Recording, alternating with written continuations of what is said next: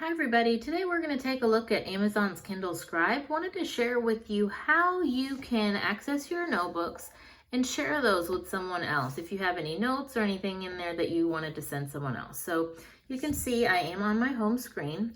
Let's go ahead and navigate to Notebooks. And I have a test notebook created here for our purposes. I'm going to go ahead and select that.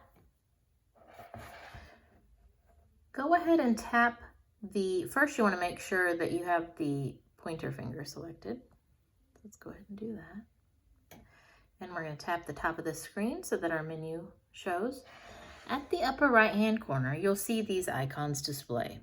Go ahead and select this icon that looks like a little box with an arrow pointing outward. When you select that, at the bottom of your screen, you will see that there are some share options. If you have a Kindle account associated with your Kindle Scribe, you'll see that email, which allows you to send quickly to yourself. Or if you'd like to send this to someone other than the email that you have your account associated with, go ahead and select Share via Email.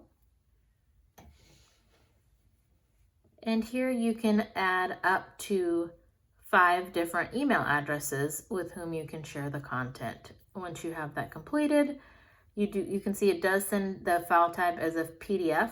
You just go ahead and select Send. So I'll just, for our purposes, go ahead and send it. Tells me sending your notebook, your email's on its way. It may take a couple of minutes to arrive. So I can click OK and hop out of there. And now what I can do is, using my phone, I can go into my Kindle app and access this information.